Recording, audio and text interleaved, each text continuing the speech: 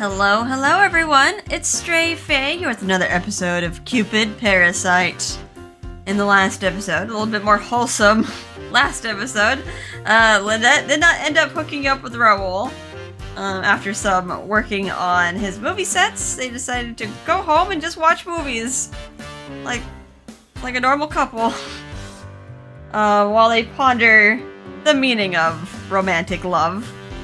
And, well, after spending the night at Raul's, Lynette's back at work, so let's start the next chapter, Finding Love in Los York. All that's left is to loosen your restriction on marriage and allow him to date our members. Oh, is this like... Okay, I'm guessing he's talking about Raul? It's like... Yeah, he was just at Cupid Corp to get experience, but not actually get married. I guess when you're right, you're right. The manager. Heavy sigh echoed around the interview room. I was having my weekly meeting with Raul's agent today. Yet there was a heavy, almost oppressive atmosphere surrounding us. Both Raul's agent and I were feeling down for a very specific reason. The filming today had suffered more difficulties. Still can't get that right expressions.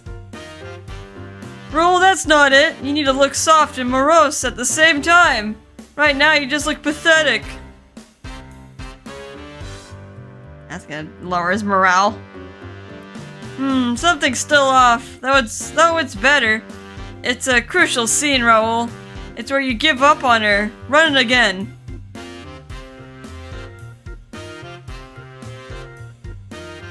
Raul's been receiving criticism after criticism numerous times today. He had to do multiple retakes for every scene. After a while, he caused a delay. As a result, all the scenes that don't require him to do any romantic acting are done. If watching movies and offering up tips and tricks wasn't enough, then all that's left is for Raul to experience the real thing. But I think it'll go well if Raul has someone he can be with. He's changed lately. Someone, you say? For some reason, the agent looked at me, then sighed. I wonder if there's anyone like that who'll be a good fit for him. Well, I've compiled a list of potential members who are compatible with someone like Raul. Please, take a look. I take out the list I compiled with members, but then the agent just gives a sigh. You really are diligent. I see why you are the #1 advisor. Well, it's my duty. I like to do a good job. Plus, I'm the Cupid of love. My raison My reason is to deliver love to as many people as I can. It's my duty. I gotta look up. It's not the first time I've seen that word. Like one of those words I can read, but then like not say. Raison. Yeah. Raison d'être. Oh well, I'm probably never gonna say that word again. It's not gonna be part of my usual vocabulary. Sorry, but have you ever considered dating Raul yourself? Just to make things easy. Alright, a little on the nose here. I apologize, but internal regulations explicitly prohibit advisors from dating or engaging with client members past their work. You've gone well beyond regulations. Oh, really? Darn it, I should have asked that when we first got started. The agent shrugs and starts flipping through the members list. Oh, this member is an archaeologist. This one works at a museum. And this one is a bookworm and daughter of a city council member. All of them hopefully have interests, same as Raul. Yes, all of those members have also had background checks, and are more than suitable to Raul's wants and needs. Well, consider me pleased. This will do. Looks like it's time to throw in the towel for Raul's bachelordom. The agent closes her eyes and pinches the bridge of her nose. Suddenly, she looks exhausted. After a while, she nods to herself and perks back up. Alright, I do a secondary background check, and if nothing's wrong, I'll pass on your suggestion to Raul myself. Thank you for your consideration. All of these members are interested in dating someone with marriage in mind. Please make that clear to Raul. Got it. I'll make sure he's clear on that. Glad that's out of the way. Now Raul should be able to finally meet someone he can connect with. I handpicked members that I thought would be perfect matches for Raul. In truth, there's lots more who would be better fits, but the members I had in mind had gotten married before I was given the green light from Raul's agent. That's always the case. No, too slow. Anyways, the remaining 3 members might have some quirks, but I think that makes them all the more compatible with Raul. Once they meet and Raul opens himself up to the possibilities, love might bloom. I hope. Hold on. Suddenly, my stomach drops like the ground beneath me has vanished from thin air. I feel like I'm floating high in the sky. But the ground is still beneath my feet. There's no physical difference, at least as far as I can tell. Currently, we're in Cupid Corp's interview room. It's my usual day-to-day workplace. Well, I'll be going now. I don't know if any of the matches will work, but I hope you'll still continue to instruct Raul. Naturally, it's my pleasure. I saw the agent off while bowing. Things were difficult because of Raul's fame, but now that it's no longer an obstacle, things can progress. Finally, his agent is moving forward. This is for the best. So, why don't I feel like that? Why am I not happy for him? You want him for yourself now. It's so obvious, Lynette.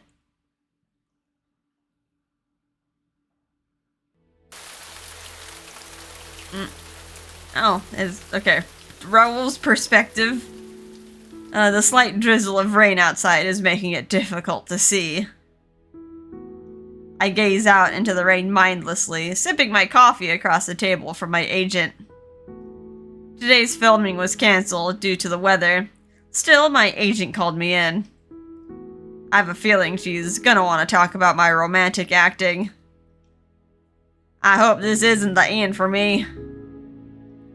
I always try to do my best when it comes to a role, but right now I feel like I'm just spinning my wheels. I feel stuck. I drink my coffee like a robot. Then I hear the clink of the mug as my agent puts her coffee cup down. She means business. I'll cut to the chase. Here's your next love lesson, Raul. Lesson? The advisor from Cupid Court gave me some files on a few members.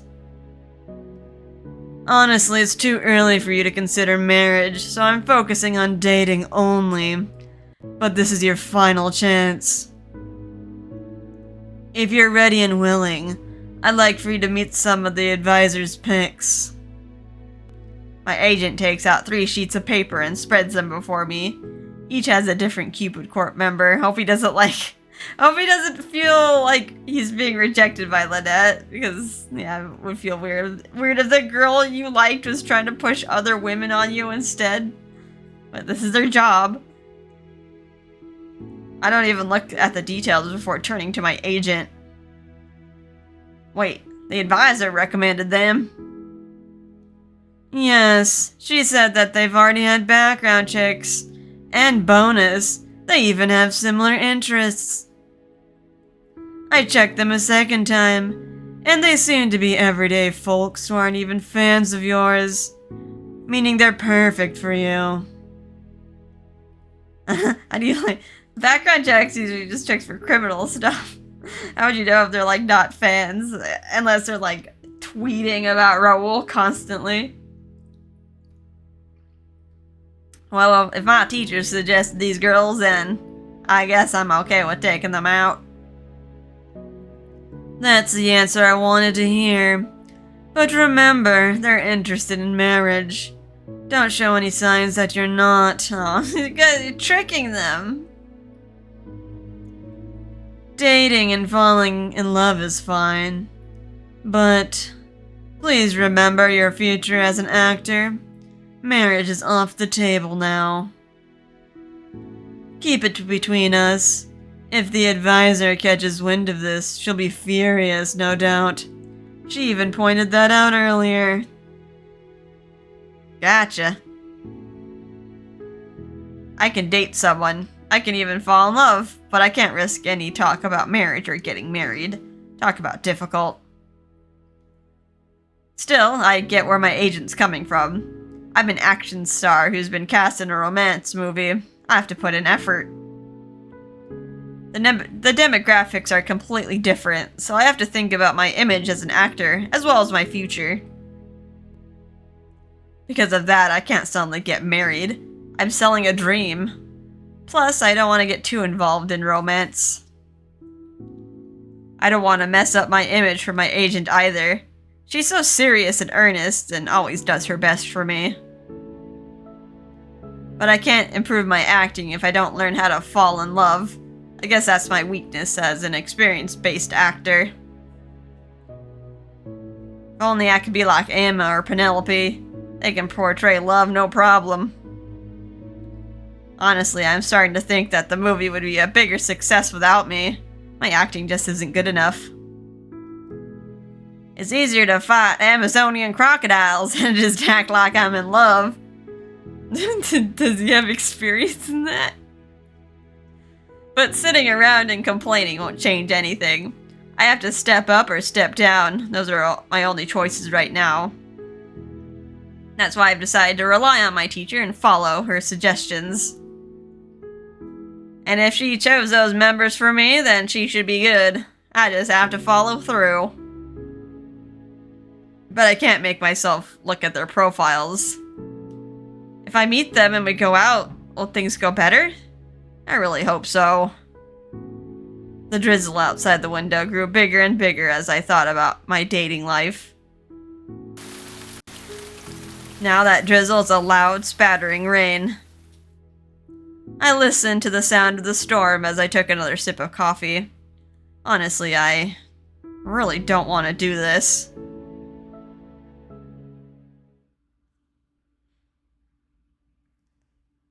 Today is the day that Raul will meet with the selected Cupid Corp members.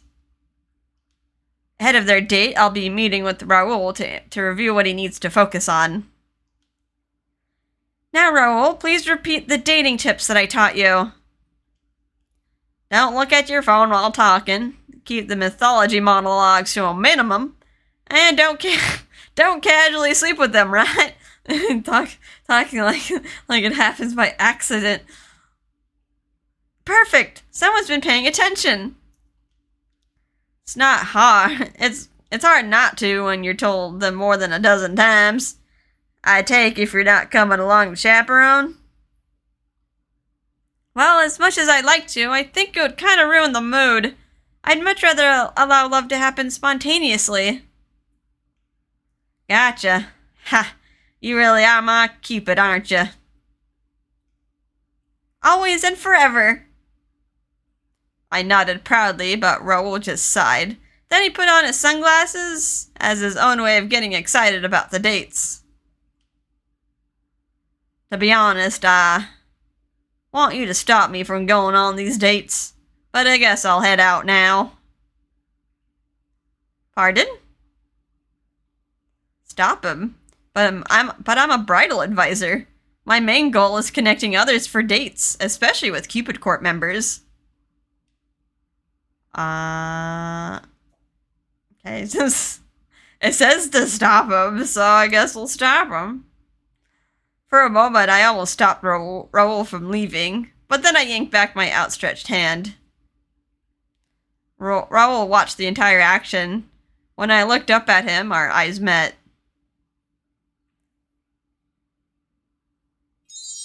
Heart. Alright, correct answer.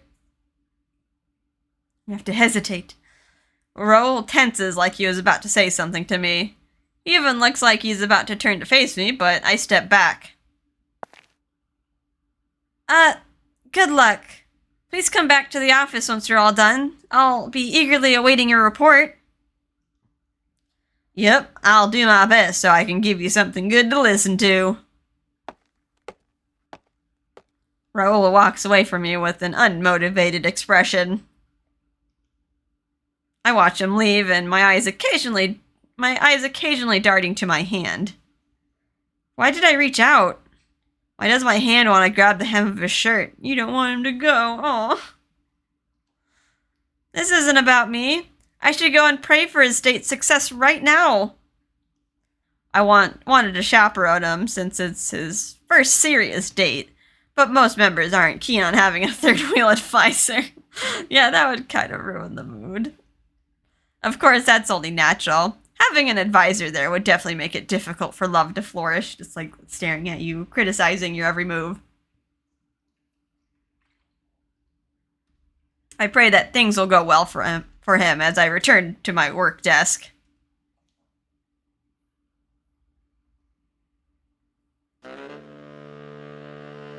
Meanwhile, Raul. After I left, I come to the designated meeting place. I saw a woman standing there with a thick book. I guess that's my first date. A female archaeologist and researcher. Hello, sorry for making you wait.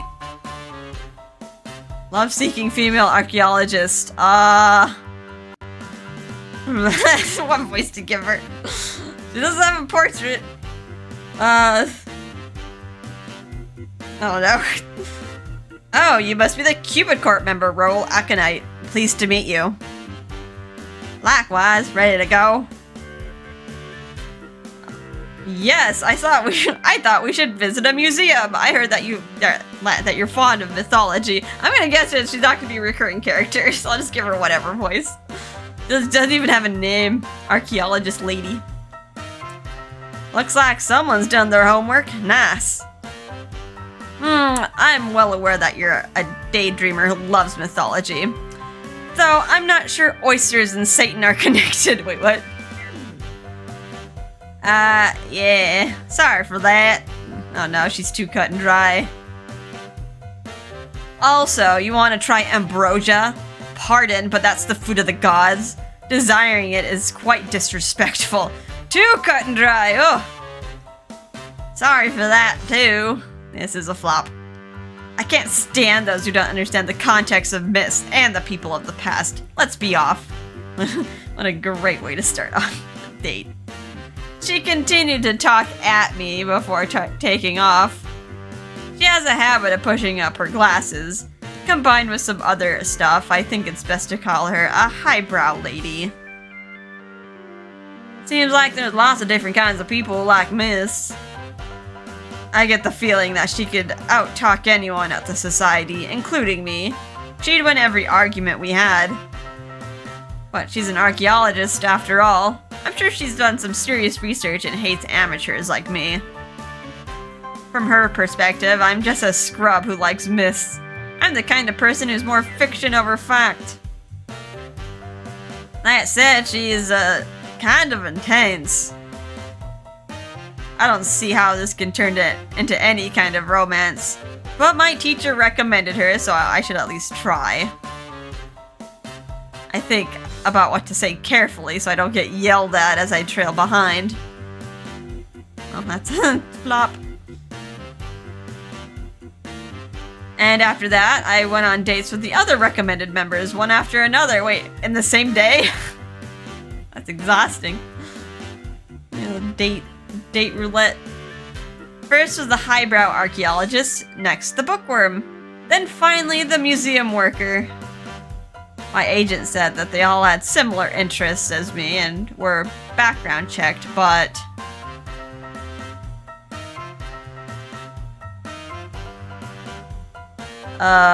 You met Poseidon? Ugh, don't play the fool. Poseidon is a powerful deity, second only to the omnipotent Zeus.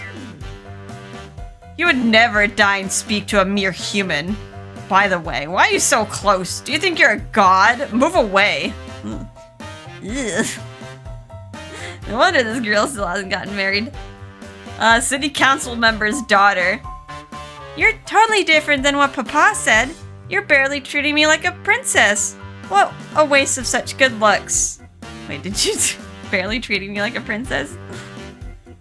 Oh, my butler Sebastian was the one who filled out my profile. Don't take it too seriously. See you never, pretty boy. No, that's a flop. Love-seeking female museum staff. I'm actually not that into mythology. My work involves inspecting art, so I'm also charged with preserve artistic intent. Oh, work calls. I'm so sorry. I'll just go on ahead and excuse myself. I'll get in touch later, which means never. And just like that, my string of dates were over really, really fast. Well, I guess we're probably not gonna see them again, right? Well, that's great for me. I really wanted to go home. Just talking to these women had exhausted me. It's tiring enough to be surrounded by fans, but talking to women who aren't aren't actually interested in me is exhausting. I didn't have any fun. I had thought I could fall in love. Drink some more water. I'm almost out of water, which is kind of worrying me.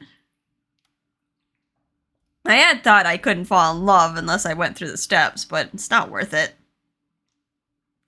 I thought love was fun, but I already know something more fun than this. It's my time spent with Lynette. Time always flies when I talk to her. Plus, we can enjoy talking about mythology, too. Maybe I don't just want to talk about myths all the time. My conversation with the archaeologist was more in-depth than when I talked to Lynette about myths. She was incredibly specialized in a way I'll never be. Her background with research was stunning, and she knew so much. But I didn't have fun at all. I thought that talking with Lynette had been enjoyable because we could discuss mythology together. Now that I met someone else I could discuss myths with, I'm realizing that's not why I like her. I think I don't want to change myself to be capable of love. This feeling is different than the person I am with the crew or the Sillywood actresses, with my fans or my society friends. Lynette never made fun of who I am. She never made fun of my opinions. She always smiles and listens patiently. Then she shares her own thoughts and opinions too. I always felt happy. She might have a completely different point of view, but that's exciting. It makes me want to debate her all night long and do other stuff all night long. And she sees me for who I really am. She doesn't see me as Raul Aconite, action movie star, or as a mythology enthusiast. To her, I'm just Raul. She doesn't hold back with me at all. That makes me feel so happy. I'll miss her so much right now. I feel a desire to go see her and talk to her, to sit with her and see her face. I want to go to her right away. That's right. I have a good excuse. She told me to go report to her after my dates. They ended earlier than planned, so I should go to her right now. She probably won't be happy that the dates ended so soon, but that's not my problem right now. They all left early anyways. I'll just have to listen to her and follow her directions again. After all, is it so bad to want this? I nearly run to Cupid Corp. My strides are so big. Maybe this is what love actually is. Or maybe I'm making a mistake? I don't really know. I've never been in love. This is also new to me. But when I'm with her, I can feel my acting improve. She's my advisor, my personal Cupid of love. I can't help but, I can't help but break into a run so I can hurry back to her. Oh, he's like a little kid.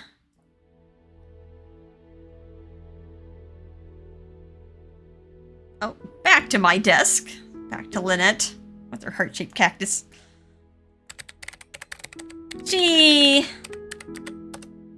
was using my lap as a resting place as I gently patted him. I was attempting to work, but I felt a bit dazed. I'm feeling restless over Raul's dates. I can hardly focus. I started fidgeting as I pet Chi to distract myself. Then an email notification pops up. This is from... The sender is one of Raul's dates for today. It's the museum worker. From a professional standpoint, she is intelligent, mature, and quite beautiful.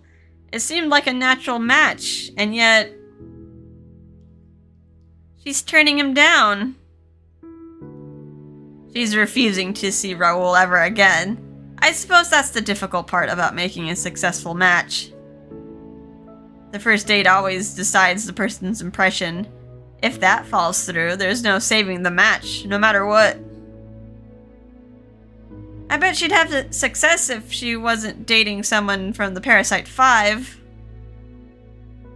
Still, I had high hopes that Raul would find some success with her. But I suppose high hopes mean devastating disappointment. Though I think the feeling I'm feeling isn't necessarily disappointment. What is this? I feel relief. Relief that Raul's dates fell through. But I shouldn't be feeling this way. I shake my head and check my inbox again.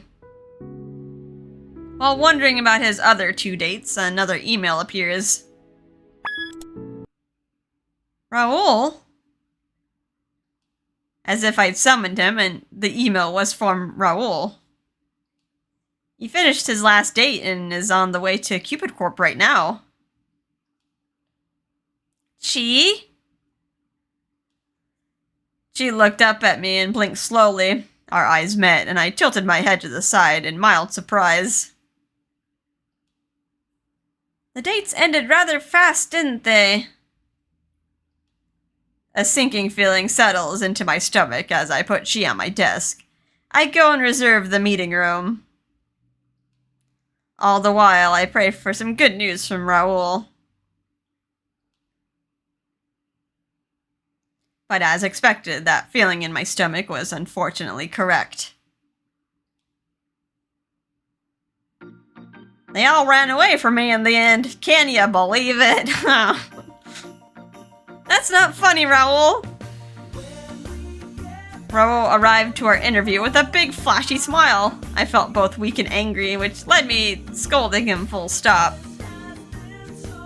What happened? What did you do wrong? Well, you see. Raul explained the course of events from start to finish.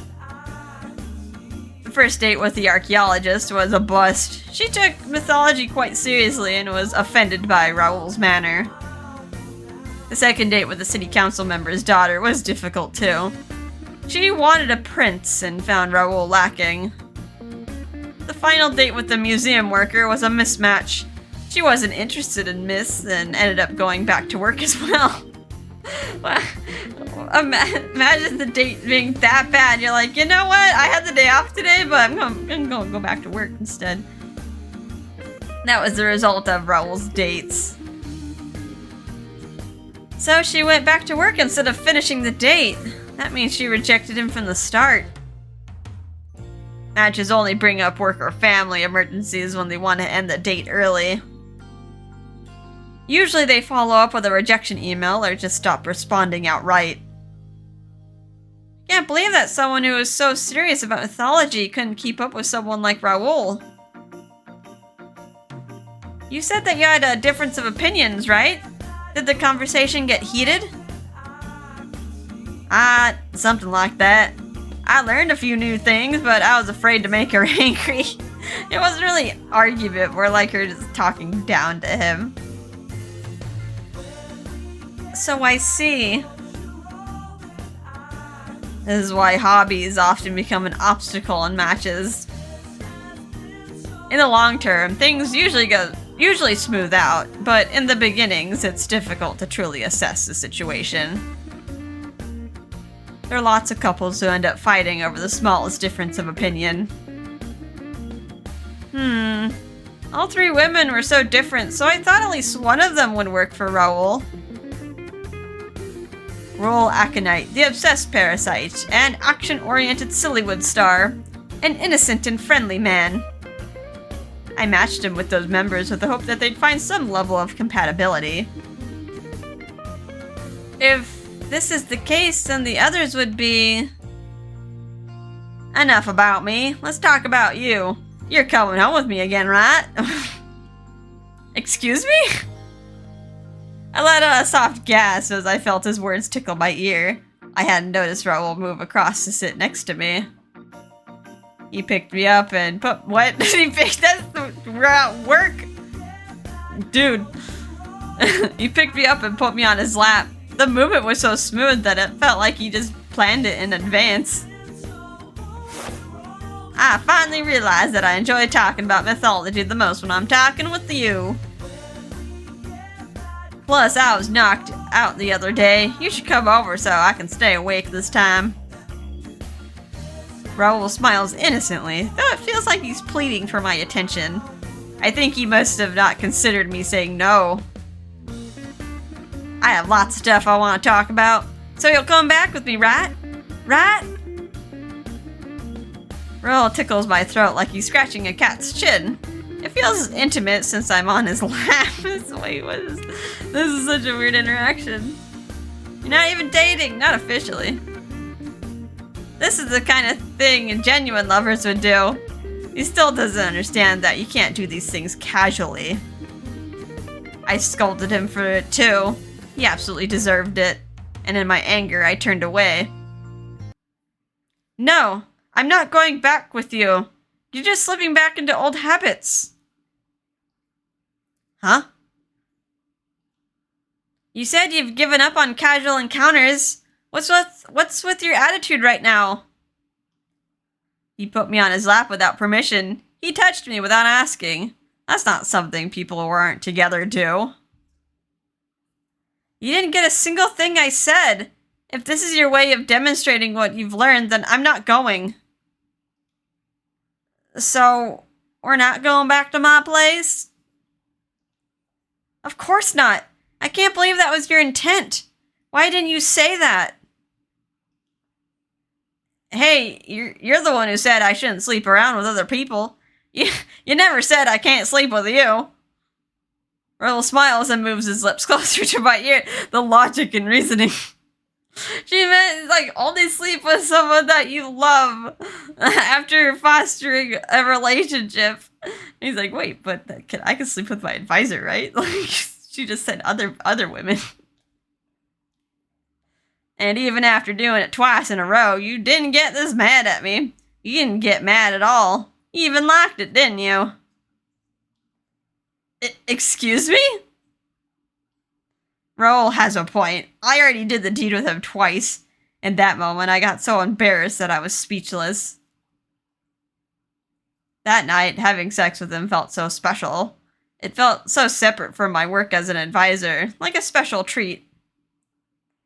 After that, I got really focused on helping his acting, and put that night in the past. I should have scolded him for it. I needed to make up for lost time now and instruct him better. Then Raul put his hand on my chin. I softly gasped. Raul's face is so intimately close to mine. Then he tries to kiss me.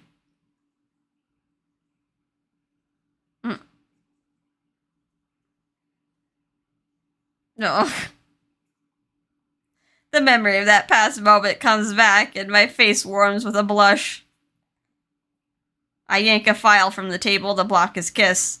Then I smacked Raul with it. Okay, that's a punch sound. She looked like she was about to accept it. Ow. Why did you block me like that? Because we can't do this, Raul. You need to understand. I get off his lap and pick up the now scattered file. I won't be going with you. I told you that we can't do stuff like this in the beginning. You can't just casually treat me like this. If you want to learn about love, you need to abstain. You need to practice a bit of abstinence. Do you understand? Oh. I'm going back to work. Have a pleasant evening. No, he didn't get his way. Uh-oh. No distance will make the heart grow fonder. I leave the interview room with my hand over my heart. My heart's beating so fast. I can hear my pulse in my burning ears. What is this feeling? I can't do this anymore. It feels like as if I'm the one who's in love. No, this is just a misunderstanding. I'm just confused. That past pleasure was just that, pleasure.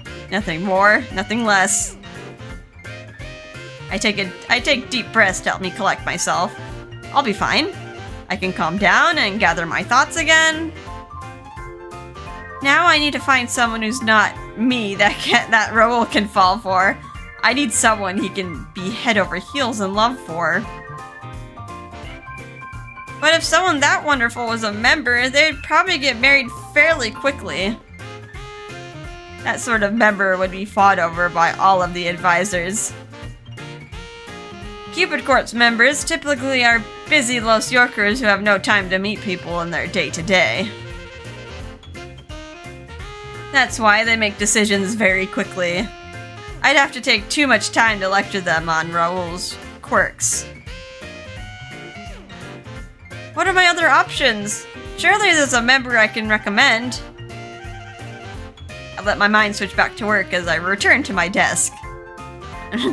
Maybe Claire's. You take over.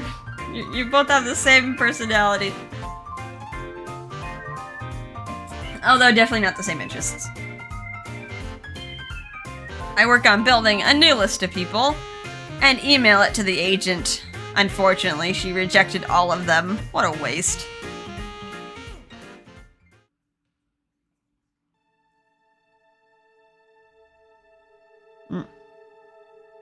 We're still at Cupid Corp, nighttime. I left the Cupid Corp building by myself and head home, feeling confused. I never thought she would reject me like that. Usually I'm the one doing all the asking, but even then I've never been rejected. So, sometimes you'll get shot down. It feels like an obvious thing, but it's never occurred to me. Being rejected has left me feeling confused and hurt. Maybe this is why I'm so bad at romantic acting. All my expectations are different from everyday people. Normal people don't fight Amazonian crocodiles. They don't get lost in the desert. They don't sleep around this much. Everything that's normal to me is far from normal for everyone else. I thought I was fond of myths more than people, but after doing all that matchmaking, I think that's not the truth. Does that mean I should never try to sleep with her again? Never again? Just the thought of that makes me feel terrible. But am I really sad because I can't have sex with her? Or am I sad because I want to fall asleep next to her and wake up with her in the morning? Such odd thoughts and reasoning. Like, I don't know. Honestly, I still don't get my feelings. What I do get is my desire to not go home alone. But I don't want anyone else in my bed tonight. But she kind of made herself clear when she chased me out. Don't try to proposition her again. Wait outside. Oh well, I should just go home and practice my romantic acting again. I feel like if I can move past my feelings, then my acting will improve.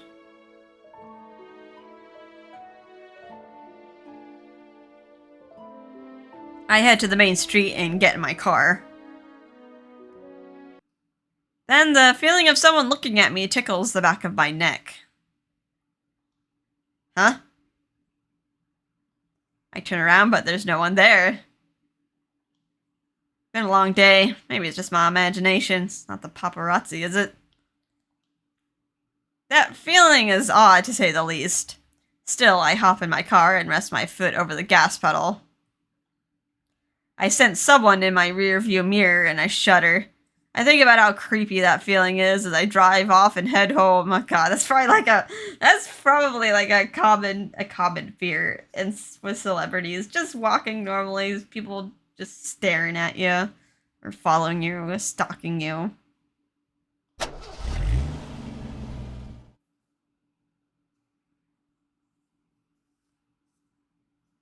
Alright, next chapter.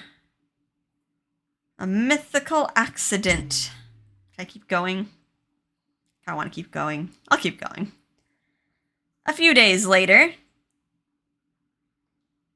there was no time to introduce any members who would be accepted by the agent this shoot.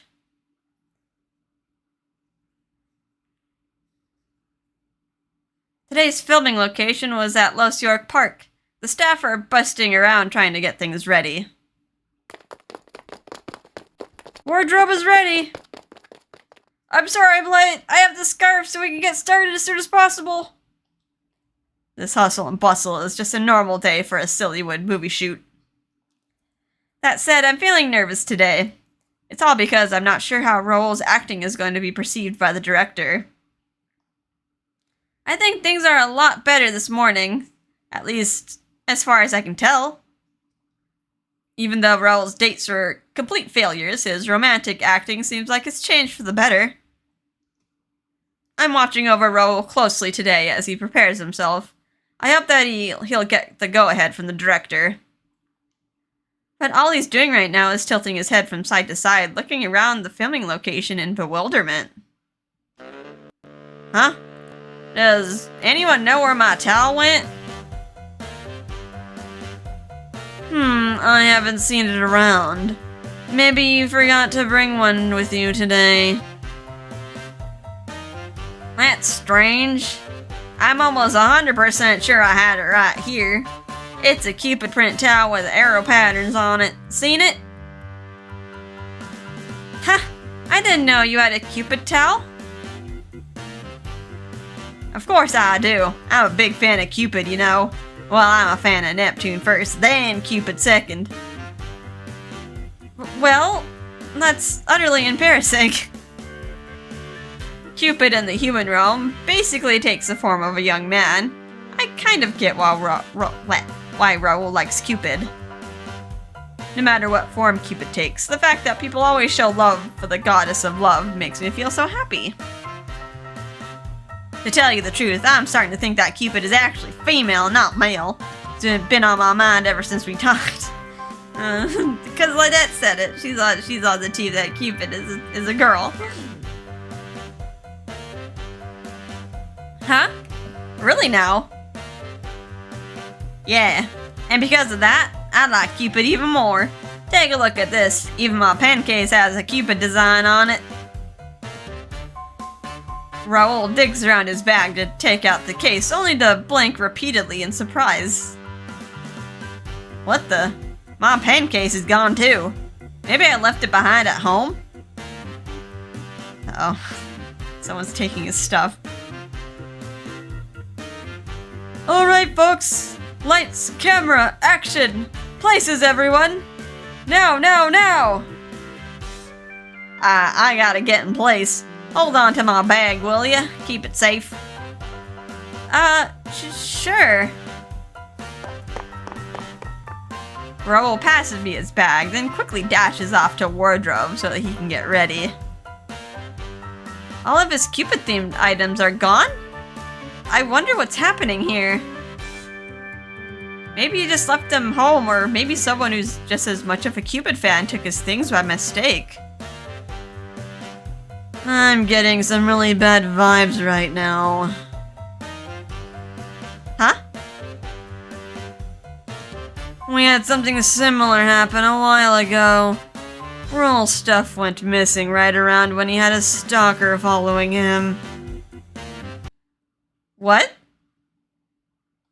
A stalker? Following Raul around? You can't be serious right now, can you? I bet it's just a coincidence. He probably forgot to bring his things from home. I bet they're there. Then again, I'm starting to get some bad vibes too. Something feels off. Usually, Raul leaves his bag wherever he drops it, but today he handed it to me. It's like he knows something's off. I clutch his bag tightly as a feeling of pressure surrounds me. Someone's gonna try to grab the bag. It'll be fine. Well, it's happened before. I don't think it'll get serious. I'm sure things will work out. Hopefully the stalker doesn't get violent here, like stories of idols either getting attacked or attacking the people around them. That's why I thought of like an idol was like dating someone and like people like try to like assault her. Like it got really bad. So he ended up having to like break up with her and like kind of keep distance between them just so no one would go after her. Raul's agent quietly turns away and focuses on his acting. Guess they're just not going to worry about it right now till it gets really bad. Raul Aconite, Sillywood star. I'm sure he has fans all around the world. That means there's a possibility that one of them will cross the line again and start stalking him. There's no assurance that someone won't try to find a way to steal his personal items. That would explain why the agent was so serious about a secondary background check. She wanted someone they could trust. Which also explains why Raul is the way he is, and tends to keep to himself. In any case, I'll go check out his performance today. Whether or not there's a stalker around isn't something I can worry about right now. I need to help him with his acting. So far, so good today. The director is praising Raul's expressions and general performance. Things are looking up now. I knew that dating would help him. Or, well, that's at least what I thought.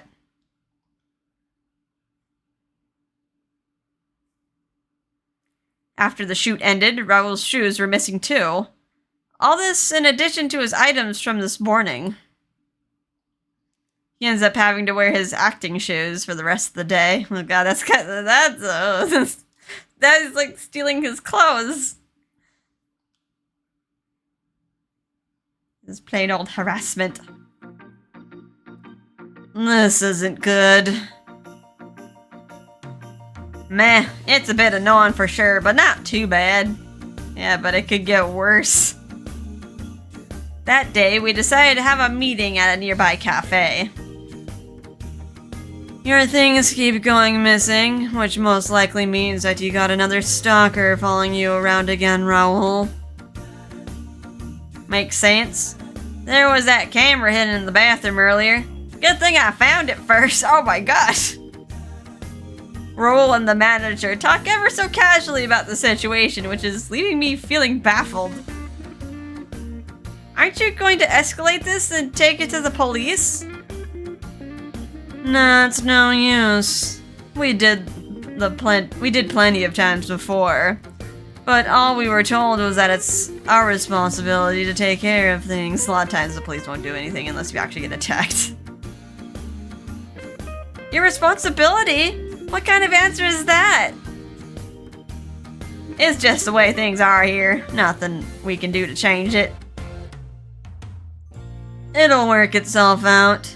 I'll just link our lawyer in so he's aware that this is happening again. And even if something does happen, I've got my pancreation skills. It'll be fine, don't worry. You're gonna wrestle the stalker into submission. Raul, you really should let the bodyguards do their job. Come on, it's not like fighting a gator or piranhas. It's just a stalker. I'll be okay. They continue joking around, which goes to show that they really are used to this kind of situation. I guess this is just part of Sillywood? Still, it's a major problem. I can't just turn a blind eye to what's happening to Raul. I can't imagine who would do such a thing, especially right now. It would make sense if he recently appeared in a movie or on the front page of a magazine, but the film isn't even public yet.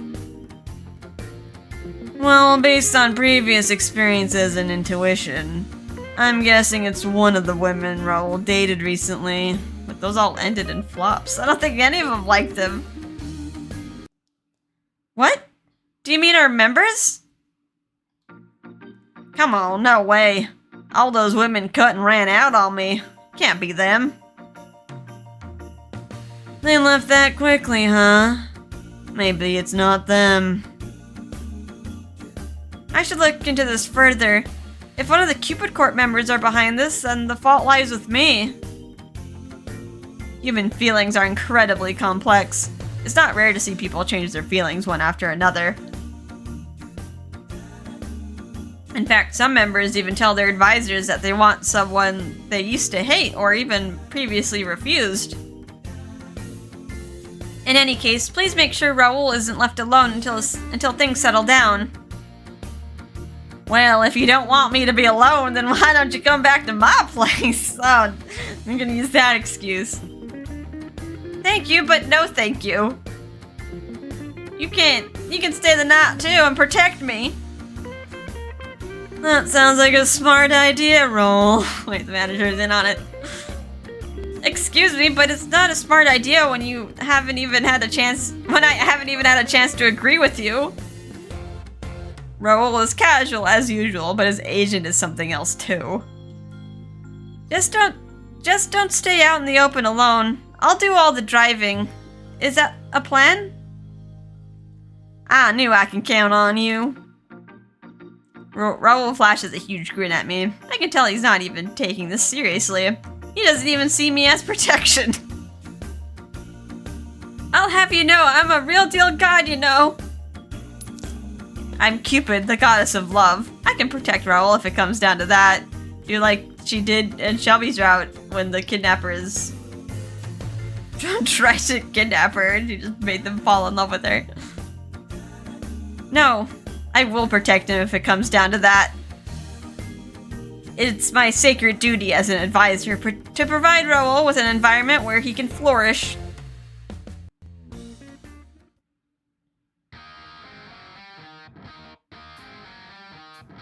Oh, she didn't come back here. I'm at home now, lying on my sofa alone after my teacher took me home. I told her she could come and chill, but she kept refusing and eventually left. Now I have to spend the night alone again.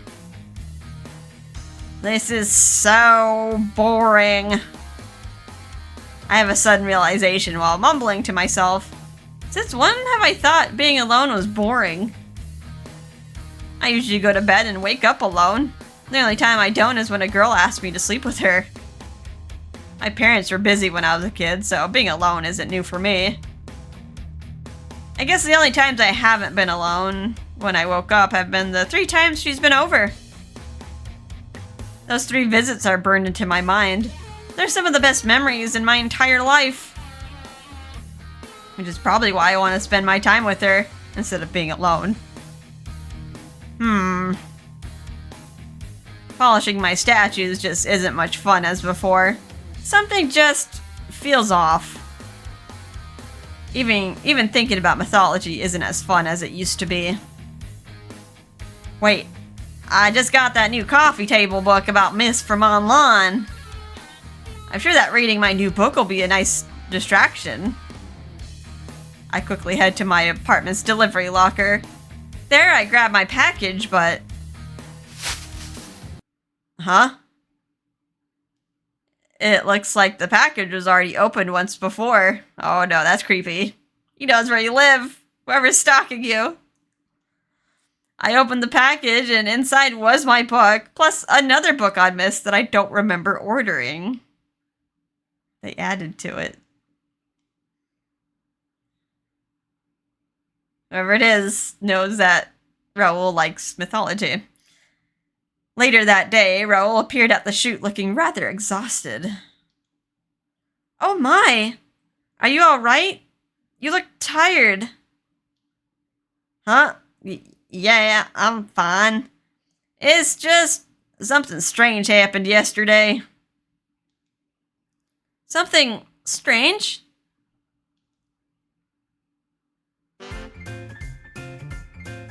Apparently, Raul thinks that his unknown stalker found out where he lives.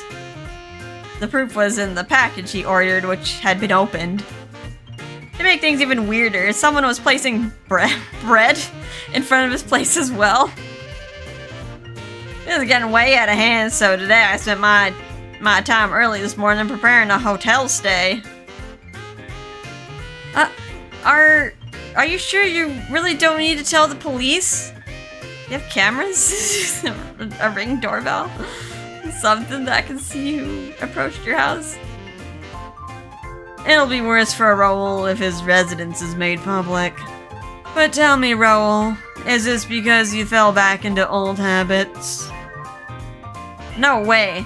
My teacher told me not to, so I've been, abstaining. What? You know about him sleeping around too? All the actors in Sillywood fool around like that. Typical, you know. Well, I guess so. My mind flashes back to the party, and suddenly I feel exhausted. I guess the movie project project a certain image about actors. Behind the scenes, things are quite different. By the way, Raul, what was the book that was slipped into your package? Something about the story of Cupid and Psyche. Maybe the person who slipped it in is behaving like Cupid. You know, like how he never shows himself to his wife. Well, that's quite the thing to say. It doesn't feel good knowing someone's out there misusing my name. I never do what this stalker's doing in the first place. The story of Cupid and Psyche is about how Cupid accidentally pricks his finger with his own arrow, right? Ding ding ding, exactly. Maybe the stalker wasn't trying to fall for me, but now they're super in love with me.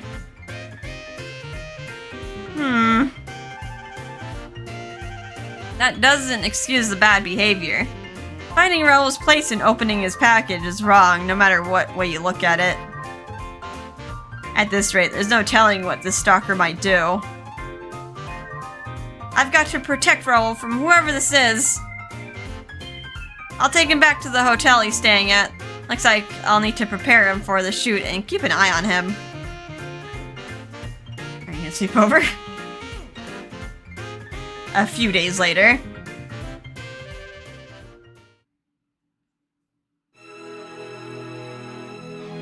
We wrap up the shoot as usual. Right now I'm walking with Raul on his way back to the hotel. Unfortunately, whoever is stalking him had found the hotel he was staying at, so we've been changing hotels every day now. Jesus! This person must have a lot of time on their hands. This has to be exhausting, Raul. He always ends up looking drained after finishing filming for the day. That's why I've been keeping watch for him closely by escorting him to the hotel for the day. Can't believe I'm asking it again, but are you really sure you don't need to tell the police about this? Well, I don't really want to cause any problems right now. I've already caused enough trouble for the director as is. By trouble, Raul means with his acting. While the number of retakes have lessened, it's clear that the director still isn't fully satisfied with his performance. That's why he's so hesitant about making a fuss. It would be horrible if any rumors made their way into the tabloids. Still, Raul shouldn't have to bear the brunt of all this. Sure, the tabloids have a huge impact on public perception, but Cupid Corp has had its share of problems with the tabloids before. They even wrote lies about the president's relationship. Who knows what kind of effect they could have on Goddess on the Camel Part 2, especially if Raul was in police custody. Suddenly, I notice Raul looking over his shoulders frequently. Are we being followed? Well, not really, but, Recently my neck gets itchy like someone's watching me. Rather, following me. I should be used to this by now, but really exhausting me. Raul flashes a weak, exhausted smile. It's enough that he's tired from filming. Now he has a stalker on his back, too. But getting used to something doesn't mean you're immune to its effects. I swear, this stalker is making my blood boil. If this person actually likes Raul, then they should spend their time more constructively, rather than just being a creep. How about we head there by taxi? That's fine. Plus the hotel is right there. We can make it on foot. On foot it is then. We cautiously make our way to the hotel.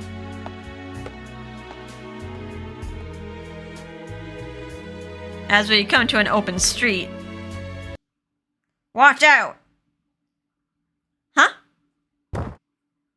Suddenly, Raul shoves me forward, which causes me to fall. Behind me, I hear screaming. Wait, who's this? But why? Why did you do that? Huh?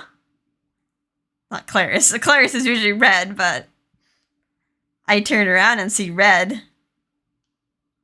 That's gonna leave a mark. Oh, wait. Raul! I cover my mouth to hold back the gasp, clawing at my throat. Raul's arm is bleeding bright red blood. Oh no! Someone come out at him with a knife? No! No, Raul! Let me call an ambulance! It's fine. Not as bad as it looks. More of a scratch than the wound. 'Tis merely a flesh wound. He waves his hand to show he's alright, but his fingers are so red from trying to cover the wound. The blood steadily drips onto the ground as I look up and see the woman who appeared from the side. She has a knife in her hand. Oh god. A deranged woman.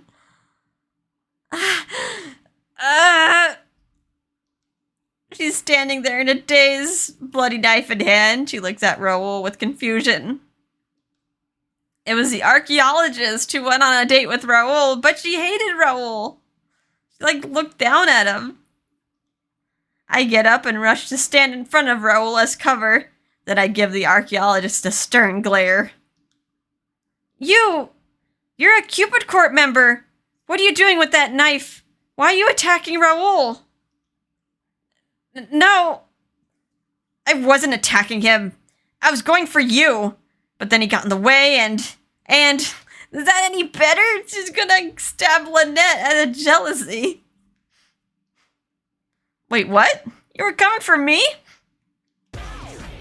It's your fault he got hurt. You're always with him, but he's mine. I'm destined to be his lover. My lover? His lover? Raul, don't tell me that you... I swear I didn't do anything with her. Honest, I only spent an hour with her on the date. Since when have you thought that you were his lover? Don't act like I'm imagining things. For what it counts, I never thought we were hooking up or anything. After you walked so close to me, after you held my shoulders like Zeus, and even took me around on your private jet. Come on, Raul. This is a bit your fault for leading her on, though still. For the first time in my life, someone listened to me and seemed interested in me. Even praised my clothes. Sure, I thought nothing would come of our date, yet everyone else I dated paled in comparison to you. You kept coming back to mind, especially your eyes. Your eyes were so keenly listening to me talk about my stories. You kept showing me signs of affection, yet I didn't return them. It was only later on that I realized my regret. But I can't go out with other people. So I decided to get used to you by taking your belongings. But then she was with you. Pardon, but do you mean me? Also, you stole his things because you wanted to get to him? Ma'am! You're always clinging to him everywhere you go. I had no choice but to get rid of you. It's my duty as his lover. You went on a date with him for an hour and didn't communicate after that. That's why you drew your knife on me? Did it ever occur to you that you could just talk to me? Is your mouth so useless? First of all, I'm serving as his advisor for his acting career. I'm surprised he didn't approach me as a professional. And she's also her advisor as well. She paired him up together. But you were in front of his home every day. I thought I needed to protect him from you. So that gives you the right to assault us? Do you realize that theft, regardless of the reason, is a crime too, right? It's not if we're lovers. In fact, if we've been married, then this thing's are mine as well. There's nothing wrong with sharing. But you're not lovers, and you're definitely not married to him, which means it's a crime regardless of what you think or feel. But I love him. I've read in a book that love prevails over all things. We could do anything in the name of love. What fairy tale did you get that message from? Love doesn't mean you get to do whatever you want, when you want to. Don't butt into our relationship. You're a failure as an advisor. If you were any good, you would have gotten us married. I dated him. So why don't you just do your job and get us together? I would if things were consensual, but you're stalking him. Cupid Corp strictly prohibits that behavior. I'm not stalking him. I love him. I never felt this much passion before. Don't you dare get in my way. He cries out in a shrill voice and charges full tilt at me with her knife. Lynette! Raul screams my name from behind me. The knife takes on an eerie glow under the streetlight. Oh, I have no intention of dying here, nor being killed. I am a god. I am the real deal Cupid. I won't approve of your twisted love. Wait, is she gonna take out her arrows? I grabbed my necklace and positioned my bow. I hope you fire that fast. I mean, a knife at short range versus aiming a bow.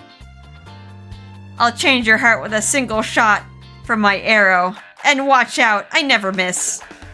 Though honestly, I wouldn't miss because you pissed me off, ma'am. Love prevails? Ha! Love isn't so simple. You can't reduce it down like that. Don't use your twisted desires as an excuse. Love is something far greater than a concept. And trust me, love doesn't exist in people who try to twist it to meet their horrible needs. Love doesn't harm. What rested in my hand isn't my golden arrow of love. It's my leaden arrow.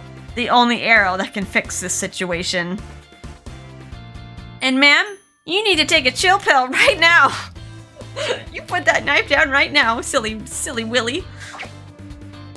I loose my arrow before she can even take a step towards me with her knife. The leaden arrow soars through the air and... Oh, it hit her. I like how this protagonist... is it like a super damsel in distress? Like, in every other, like, instance of an otome game, like Kotone or, like, other characters that we've, played as, it's always like, oh no, we're getting attacked, oh, swoon, get saved by the men. But, like, Lynette's like, hang on, I'm a god. It strikes the archaeologist's heart, and just like that, she freezes in place. Then she lets go of the knife. Huh? What am I doing here? She looks at Raul with a blank expression on her face, and she frowns. She's completely oblivious now. Pardon me, but is this some kind of movie shoot? Wait, did she lose her memories? I thought it would just, like, affect her emotions. She'd be like, hey, why am I doing this? Let's stop. Why, yes it is. We were just rehearsing. Oh, I see. Well, it's not that it matters to me. I beg your pardon as well. You should learn how to look upon women a bit better. She fussily pushes up her glasses and walks away. Together, Raul and I watched her walk away, and we let out a mutual sigh of relief. Wait, Raul saw her, right? She saw that. He saw that. Thank goodness. Looks like I was able to extinguish the flame of her love. It's been a while since I used my powers. It feels good to know that my identity as Cupid is still within me. I promised to never use my arrow until I showed Dad a thing or two. But this was a special situation, so it doesn't count. It's life or death, I guess. Anyway, now that things are all said and done, I'm feeling a bit of regret. I'm supposed to be Cupid, the goddess of love, yet I wasn't able to lead this woman in the right direction at all. I transformed my bow back into a necklace and turned around only to discover Raul looking at me with wide eyes. Oh no! He found out! You revealed your identity to the obsessed parasite, who's obsessed all thing mythology. You're Cupid? Well, like I just immediately come to that conclusion. Oh shoot, I can't believe this. Raul is known as the obsessed parasite and the member of the Parasite 5. Of course, his obsession is... Was that a leaden arrow? You made her love disappear with it, right? Well, I suppose I did. Oh no, he's getting closer. That's so amazing, magnificent, awesome. You're Cupid in the flesh. Ah! He embraces me so hard that my back cracks. The hips. I try pushing myself away, only to see Raul look at me with the brightest expression I've ever seen. His eyes are so happy. The gods exist. They really exist. And Cupid, you're real and a girl. What an amazing discovery. The world is really in for a surprise. I can't believe the real deal Cupid is standing next to me. So the story about Apollo and Daphne isn't just a myth. Cupid really does have a golden and a leaden arrow. If it works as well as I just saw, then I feel sorry for Apollo. I mean, he hated Daphne enough to turn her into a laurel. That means that the archaeologist must have hated me too. Now I don't have to worry about being stalked. Thank you so much. Yes, you're welcome. But, can you let me go now? Need to breathe. Wait, if you're the real Cupid, then that means your story about the deconsentives is true too. I also have Neptune as male and Cupid is truly female, then... Wait, that means my theories are completely wrong. But there is a real god in this day and age. That means things need to be updated. It could change everything we know. Raul! Maybe the world of the gods is just like in those sci-fi flicks. What's your world like? Do the guys know how to use technology? Do you have electricity in the world of the gods? Wait, if you have tech, do you use social media? Could the gods be following me? I don't know, maybe. Oh, what can you tell me about Neptune? Gods still come to this world during festivals, don't they? Roll, please! Ah, but you said that's a risk. I guess that means gods can take on human qualities. But wait, then how did you activate your arrow? Aha! That must be that unlike human science, you have Zeus who can create lightning and connect it to connect you to this world. That means praying to Neptune before going out to sea really did have an effect. If only the people on the Titanic. Wait, then he keeps going. Wait, then does that mean that there's a myth about me sleeping with you? You know, like Zeus, Io, and Danae. Let's not write that down. Oh, wow. Wow. I'm gonna be part of a myth. Raul! I headbutt him to stop him in his tracks. Ouch, bad idea. Raul was holding me so tightly that all I could do was literally use my head to stop him. It's true that I'm a god, but he's going to choke the literal life out of me at this rate. Please let me go, Raul. I need to breathe. Sorry. Finally, Raul lets me free. He still has a bright, childlike look in his eyes as he gawks at me. Looks like my impromptu headbutt didn't do anything. Wow. The real deal Cupid in the flesh. So this is what the god of love looks like. If it's no biggie, can you show me your bow and arrow again? Mind if I get a selfie too? He's like a fan. He's supposed to be a celebrity, but now it's twisted. Now he's the fan. Don't treat me like Cupid. What you see standing before you is the Cupid Corporation's top bridal advisor. I only used my power because it was an emergency. Otherwise, I'd have kept my true identity a secret. I did that because I needed to protect you, Raul. You can't treat me like a god, got it? Down here, I'm just your everyday normal human being, understood? Did I make myself clear? I scold Raul with all my might. Finally, he calms down. He's cowering a little, as if he's regretting his actions. He's also looking at me with big puppy dog eyes. I'm sorry. I just couldn't control myself, especially not with a real god standing in front of me. But you're right. You're a woman before you're a god. I should have been more mindful. He looks repentant, but I can tell that he secretly wants to continue asking me every question he can. Maybe I should just leave.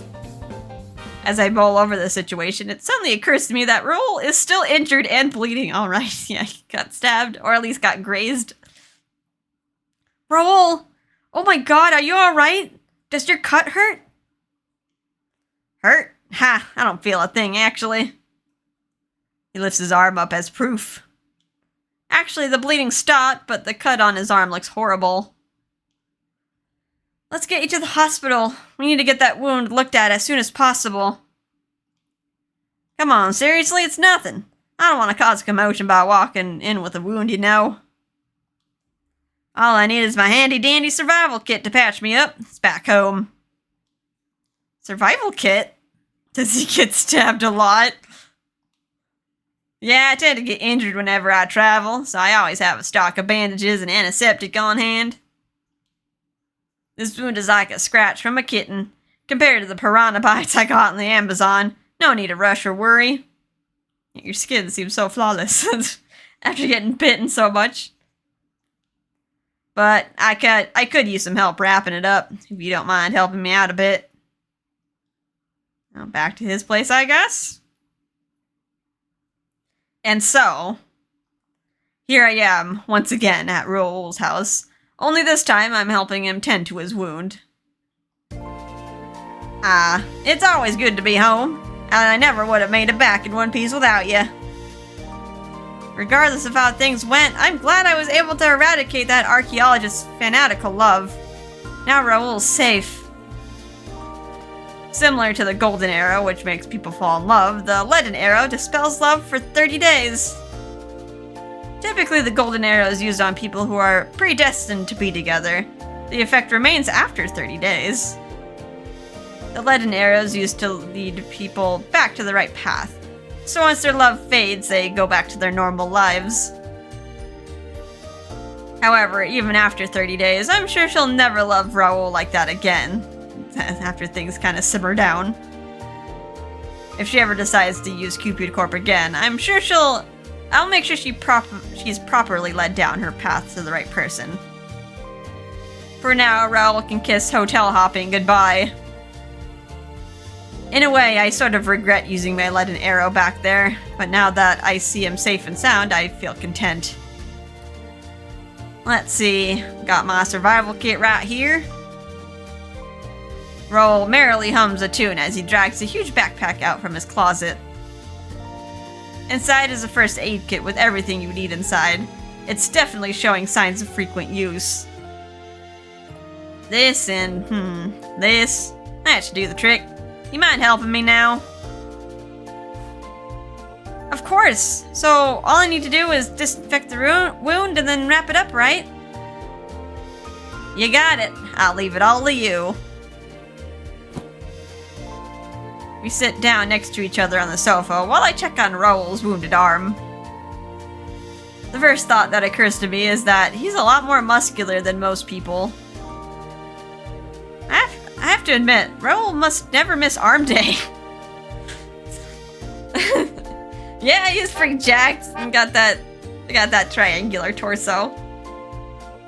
I bet he's been using that bench press every single day. I have to hand it to him. Raul's serious about being an action star. Raul leans forward towards me as I keep touching his arm and hand. Hey, that tickles, you know. Oh gosh, I'm sorry. I was just impressed with how muscular you are. She like squeezing his biceps. Let me tend to your wound. I take the antiseptic and cotton balls out from the kit, then soak the cotton and clean his wound with it. I imagine it stings a bit, but Raul is still humming that wordless tune. He even sits still like he's completely unfazed. He said that this wound is nothing compared to piranha bites, so I suppose he's used to getting banged up a lot. Then again, he learns how to perform through experiences. That's how he became an action-centric movie star. If Goddess Upon the Camel was an action movie, Raul wouldn't have to go out on these dates, of course. That means he wouldn't have ended up with a stalker or gotten hurt like this. It also means he wouldn't have met me. I wrap his wound tightly with the bandage, then tape the end. I add an extra layer for good measure. Better safe than sorry. And I call that a wrap. Haha. Thanks, you're my hero. He rolls his shoulders once and lets out a frown that betrays the pain he's in. Ouch. It's gonna take at least 3 days to feel better. Are you sure you'll be okay? You still have a shoot tomorrow. I'll manage. My outfit's gonna completely cover the bandages. I'll just stay put today and hope for the best. If that's the case, then let me make dinner for you tomorrow. Better to move around as little as possible. Awesome. Hey, wanna make it a movie night? I got a great film about the Trojan War, and I love a god's point of view. How about a movie about romance? That way you can prepare for tomorrow's shoot without moving that sore arm of yours. Probably doesn't want to hear about the Trojan War. Mars is always talking about that war. Yeah, I guess. Raul goes silent and agrees with little fuss. He really is quite compliant when the need arises. You lay here. I'll take care of the hard part, got it?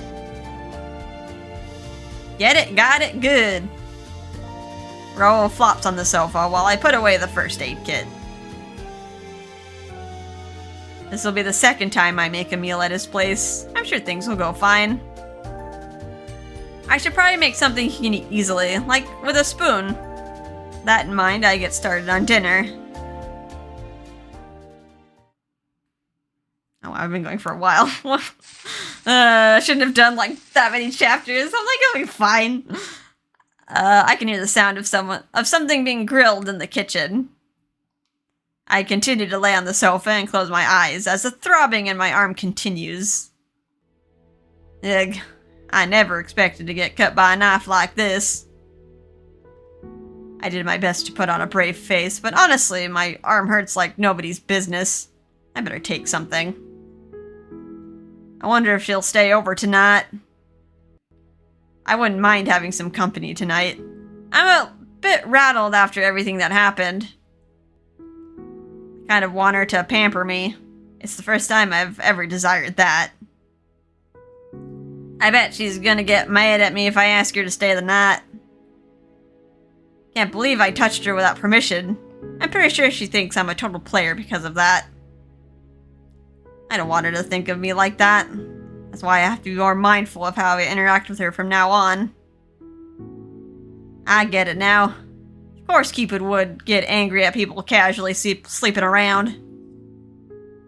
She's a god of love, which means matters of the heart are her entire world. That's why I need to show some restraint. But even though she's Cupid, I don't think she understands my feelings for her. Sure, I want to kiss her and sleep with her, Heck, I'm ready for her to stay with me until the sun burns out. That sounds like a confession. But is this feeling because I'm excited about her being a god? Or was it in my heart before I knew that? Whatever the case, all I know is that my heart is racing right now. I can almost hear it thumping in my chest. But, come on. It's the real deal god of love, Cupid, in the flesh right in front of me. Give me a break, you know. I think I finally get what my fans feel towards me. I'm reacting like someone seeing their favorite movie star. I feel like I'm on cloud 9 because I've seen a real god. I can't help but feel a bit anxious knowing that there's a real god in my home either. I slap a hand onto my chest to try to calm my heartbeat down. Then I glance towards the kitchen.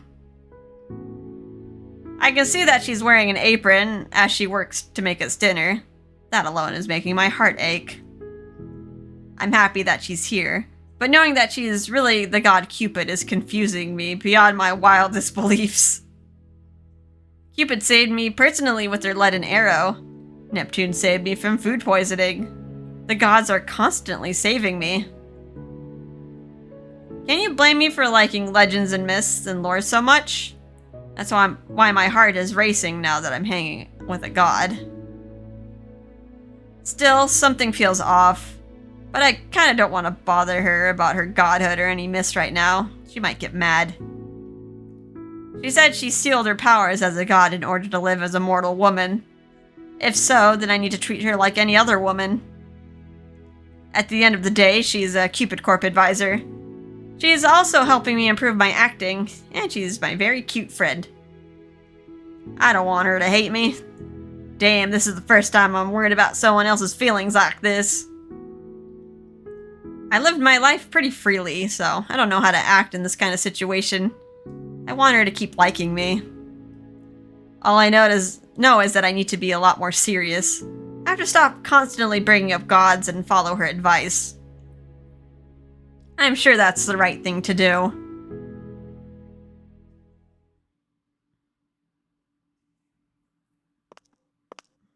Alright.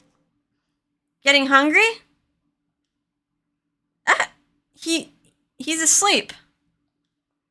I just finished cooking dinner and decided to go check on Raul. He groggily bobbed his head as if he was on a boat. Dinner's done. Smells good. Raul lifts his head with glassy eyes. Looks like the smell of dinner woke him up. I quickly check his temperature. I think he has a fever. I touch his arm. The skin around his wound is warmer than the rest of him. Raul, are you okay? Do you think you can eat? Or would you rather go back to sleep right now? Dinner. I'm so hungry. What's on the menu? Risotto. I figured something warm and easy to eat would be best. Sounds delicious. Let's get our grub on. He takes the spoon I'm holding and scoops up a bite. I sit across from him and start eating my own portion of risotto. After taking a few bites, I notice that Raul is frowning. His face is pinched with pain. It also looks like he's barely staying awake. I shouldn't be surprised. He's been under a lot of stress lately, especially since he had to hop from hotel to hotel. Even then, he still went to every shoot and kept up his normal casual manner in order to avoid worrying anyone. Even with all that, he still protected me and ended up injured. Memories of tonight flash in my mind. I can almost feel him pushing me away from that looming danger. It's all my fault that he was injured. The archaeologist was targeting me after all. What's up? Raul noticed that I had stopped eating. He really should be worrying about himself more than me right now. I shake my head to display my worrisome thoughts. Still, I feel kind of pathetic. I'm so sorry, Raul. If it wasn't for me, you wouldn't have been injured tonight. What? Stop that. It's not your fault. Heck, it would have been worse if I wasn't there. She'd still have come after you. You have the same human body like me, right? That means making sure you didn't get hurt was the right call. I don't regret it. But, Raul, you still have filming to do. I feel horrible. If only I could heal wounds like Lord Apollo. Don't worry about it. Your job as Cupid is to bond people together in love, yeah? That's your specialty, not healing. But, Raul... Everybody has something that makes them different. That counts for gods. Mind you, I don't just like gods for the benefits. Anyway, the main reason I got into mythology and stuff is because Neptune saved me, so... Wait, you said Neptune saved you? Yeah. See that statue over there? That's who I saw when I was about to keel over from eating oysters at the Neptune Festival. I set my plate down on the table and stared at the stone statue next to Raul's window. The moment Neptune appeared, all the pain in my body disappeared. It was a true miracle. Neptune really saved my life.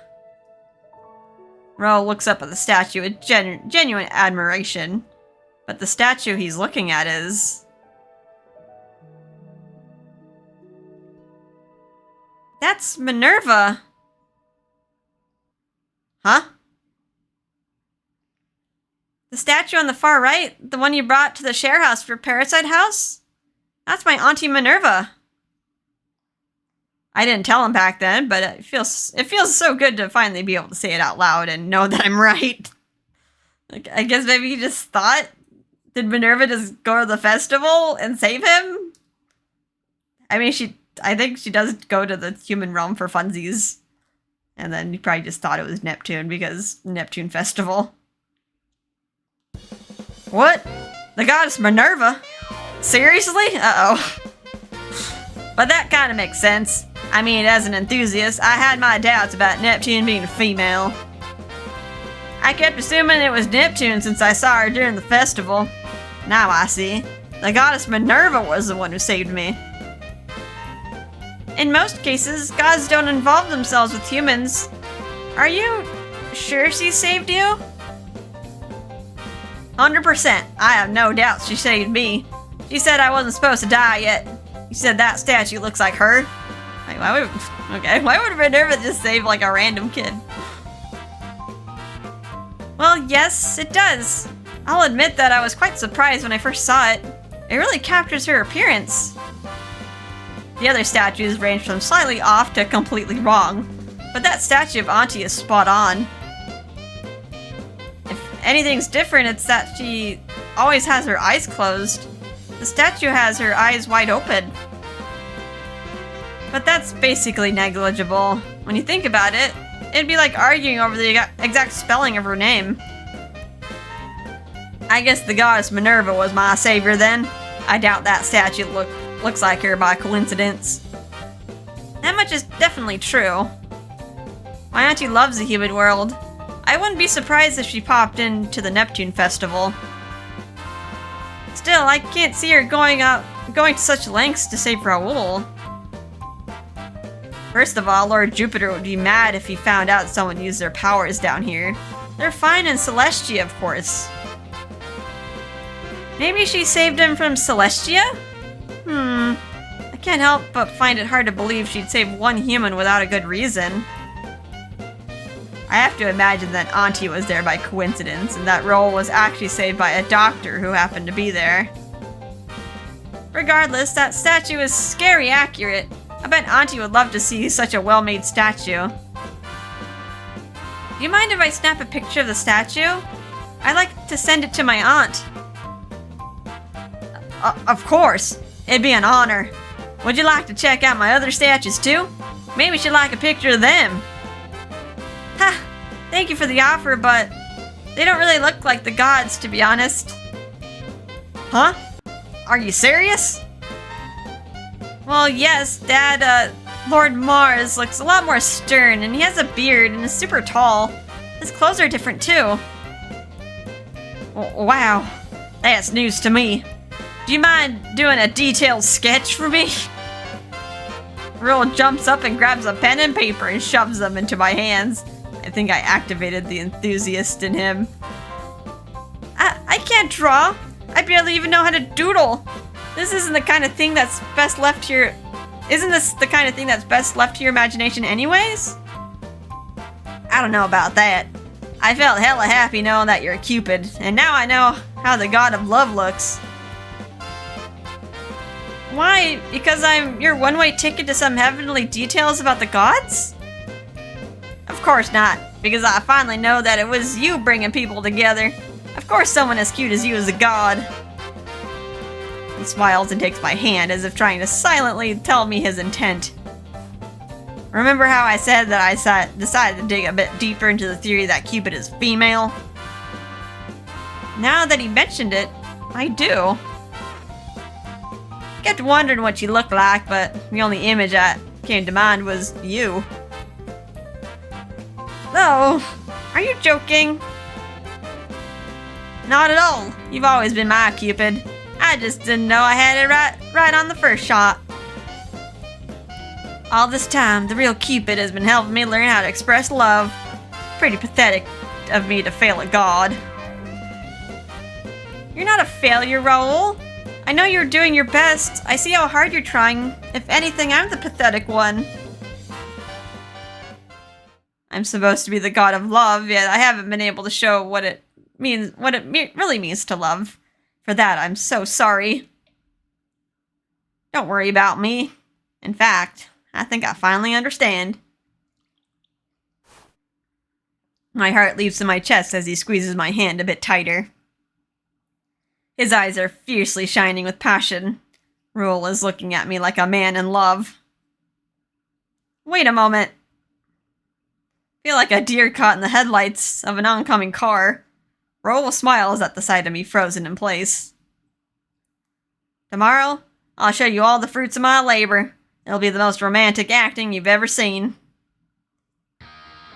That said, want to check out my other statues? I want your godly opinion. Oh no. In a flash, Raul's eyes are back to that fevered look he gets when he talks about myths. Maybe I was just seeing things. Raul gets up, tugging me along towards the statues. So this one is supposed to be the likeness of Venus, but does she look like the real goddess? I tilt my head and look the statue over. Well, I think Mom would be happy to see it, but to be honest, it's slightly off. Wow, that means Venus really is Cupid's mother. Haha. I'm glad I got to know that part of the myth is actually true. Well, if we're talking specifics, it is different. Explaining the truth would only make things more complicated, so I decided to just let Raul have his fun. So what parts of the statues are off? Well, Mom's face is a bit more elegant. She has thicker lips, longer lashes. Oh, and she's never naked. She's always dressed. Not that you know about. I see. Most depictions of Venus show her naked, so I figured that was just the way of the gods. But that must get cold. Perhaps it's an artistic expression in the name of the goddess of beauty. Artistic license and all that, you know. Raul begins to mumble to himself, then he takes his scarf and wraps it around the statue's neck. Then he grabs a shirt and jacket and dresses the statue. How about this? Is it a bit more accurate? Haha, I'm sure Mom would be pleased. Let me snap a picture for her.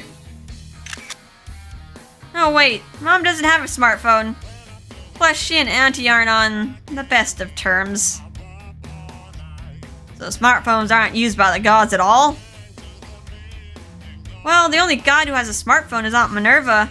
She's the one who taught me how to use mine. Interesting. Makes sense for the goddess of wisdom and war. I can totally see Minerva owning a smartphone. Raul makes another mental note. His childlike glee shines in his eyes. By the way, I've been meaning to ask this, but where do you get these statues from? Oh, art exhibits and antique stores, of course. They're the best places to find them.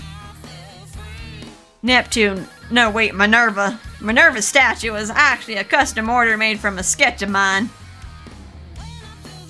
So then, where do you thrift this from? I motioned to the set of armor next to the statues. been bothering me ever since I first saw it. The armor is heavily rusted. It looks old enough to be in a history museum.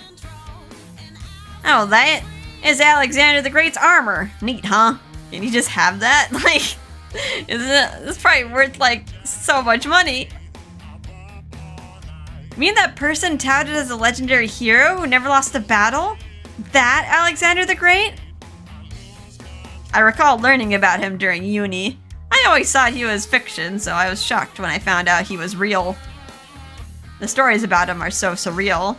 He seems like a made-up person, but truth is always stranger than fiction.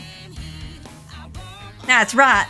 Alexander was the king of Macedon and was said to have Zeus's blood. That's why his reign was so mighty. He even inherited the blood of Hercules and Achilles from his parents. Amazing, right? I like Achilles' achievements during the Trojan War, but if I have to choose my favorite, it'd absolutely be Alexander the Great. He was so damn cool, especially when he defeated the then undisputed champion of war, Persia. It's a shame he died from malaria at the young age of 32. Otherwise, he might have gone on to conquer the entire world. I bet society would have been way different if he had a longer life. I wouldn't actually mind seeing that world. Wow, I never knew you were so into Alexander the Great. Well, I might have been a big fan ever since my dad bought me this armor. It's my dream to portray Alexander the Great in a movie. Your father? So does he like Alexander the Great as well? Not one bit. He just found this while he was at an excavation site. I think he found it at Samarkand? Wait, excavation site? Oh yeah, my father is an archaeologist. He travels all around, and anytime he finds something interesting, he sends it to me. Well, no wonder he likes mythology, I guess. One of his parents is an archaeologist. In fact, he just recently sent me a goblet that was said to have been drank from by Alexander the Great. Wait, hold the phone. I didn't know that. In fact, this is the first time I've heard about any of this. Yeah, about his family.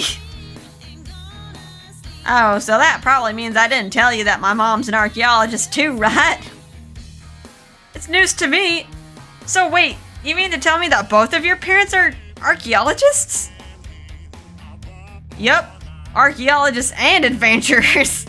I used to go with them on all their global expeditions when I was a kid. Well, that must have been hard for him. He probably didn't make that many friends if he was like moving around a lot.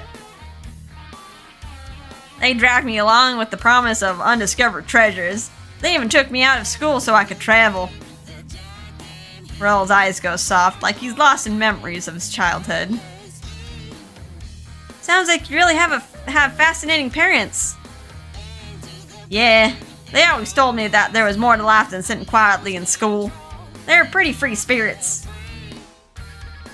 We went to the ruins in Amazon, and an oasis in the desert, and loads of places.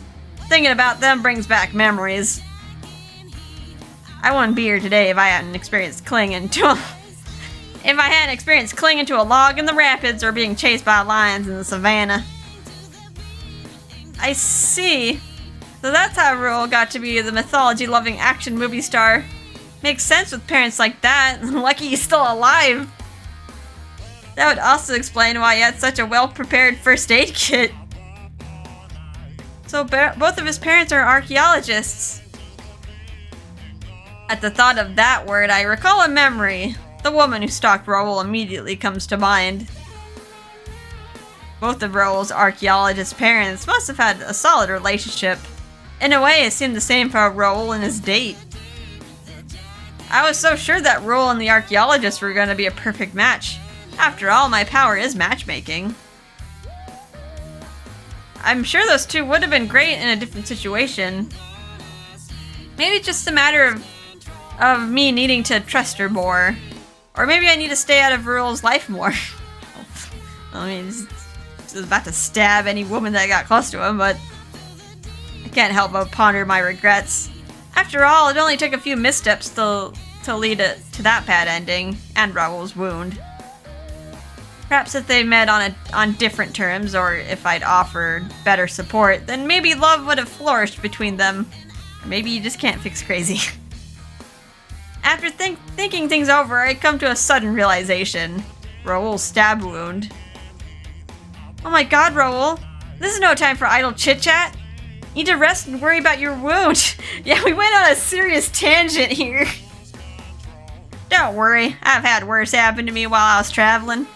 So honestly, this is nothing for me. And I'd rather stay awake and talk with you. I mean, are you falling asleep? Knock him out. You need to sleep, Raul. You're barely staying awake as is. Raul blushes and lets out a huge sleepy yawn. I guess that risotto worked its magic on me. Guess I really need some R&R. It's too bad, though. I really wanted to talk with you all night, and... Raul rubs his eyes, fighting the sleepiness tugging at his eyelids. He clearly needs to rest from his injury. Come on, time for bed, Raul. I'll go get your bed ready. You need to rest so you can heal. I shove at Raul, trying to make him go to his bedroom on the second floor, but he's not moving one bit. Raul? Can I ask you a favor? Yes, what can I do? If you needed me to get something, then I want you to spend the night, please. Pardon? I look at his face. Once more, he's giving me those big, sad puppy dog eyes. Raul's message is clear, even through his sleepiness and fever. He's not playing around or trying to sleep with me. He's serious about wanting me here. After what happened, well, I don't want to be alone right now. I won't do anything, I promise, but... what should I do? I look away for a moment, avoiding his earnest gaze. I feel it burning into me. Choice time! Let's see, it says to create a separate save file for this, so I guess if you select this wrong, then it's either a normal or bad ending. Let's save over there. I don't want to leave him alone. Clarice is going to absolutely never let me live this down if she finds out I'm here. But in my heart, I know I don't want to leave Raul alone either. In a way, I feel like it's my fault that he got stalked and then injured too. I feel obligated to stay as part of my work as his advisor. Plus, he said he wouldn't do anything. It's okay, right? Fine, I'll spend the night just to make sure you're safe.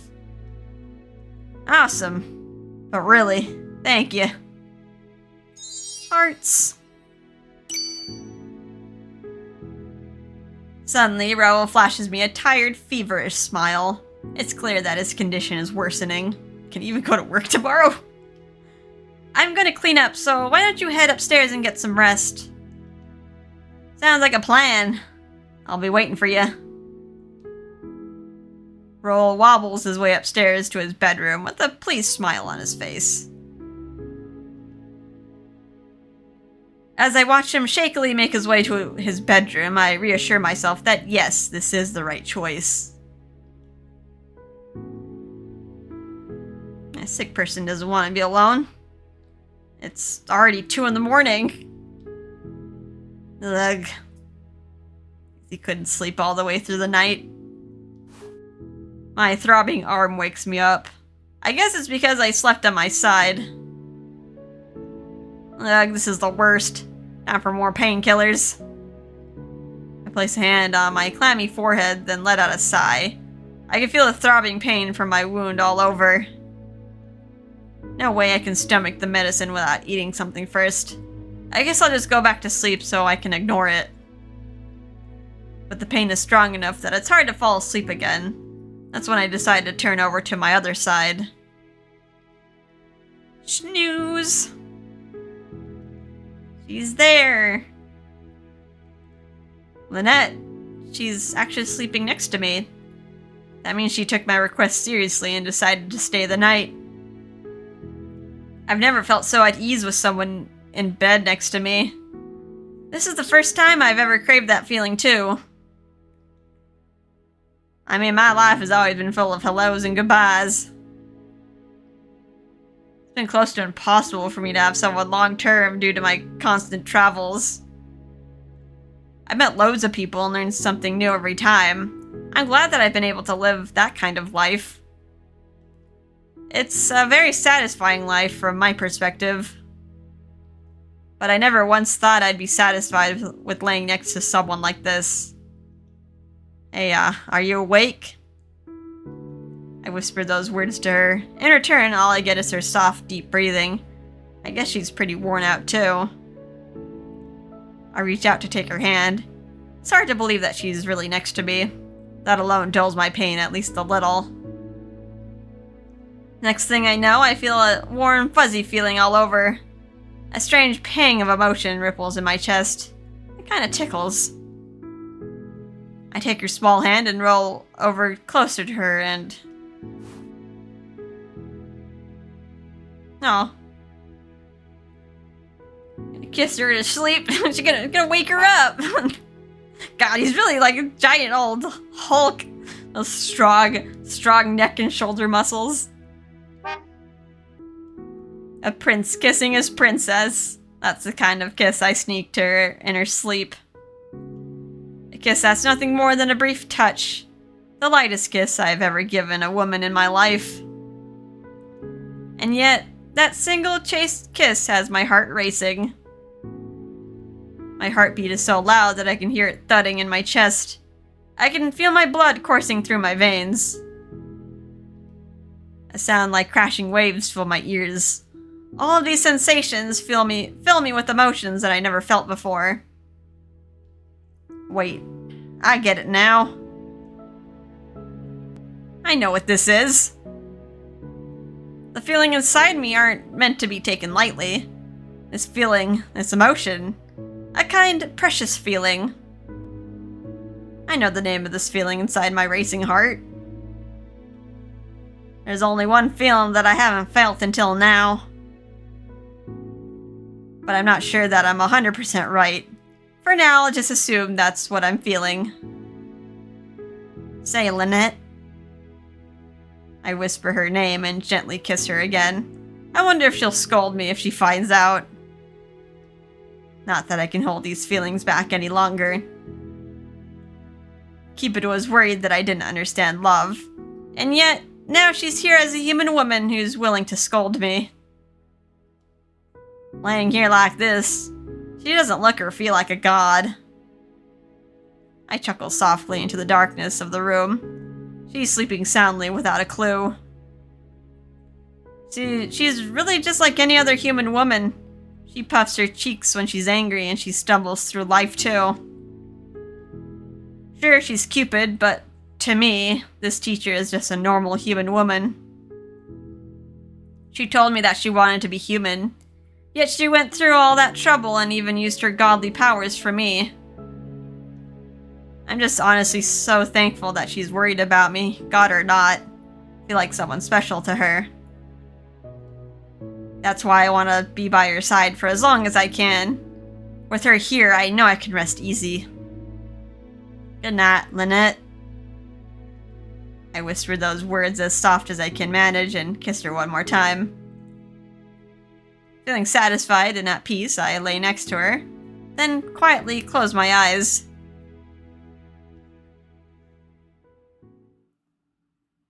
Chapter over? Oh my gosh. That chapter was over an hour. I was like, oh, that'll be fine. I can do another chapter. Wrong. The first step of love. Oh, we're finally going over the first step now, huh? Okay, let's save. And I definitely need a break. I don't know. Should I just like leave it as is? I can either break it up or maybe just like take a break tomorrow. Alright. Anywho, that was still fun. A little bit of drama and excitement. I figured that would happen. Like, he would somehow figure out she was Cupid, and then he would just go bonkers after that. Although, he did fall in love with the woman first. He fell in love with Lynette first. even though he couldn't put a word to the feeling. And yeah, just her being Cupid just kind of solidified. Now he's super interested. So yeah, time to take a break. Hope you guys are having a fun time with this, and I'll see you in the next episode. Bye-bye.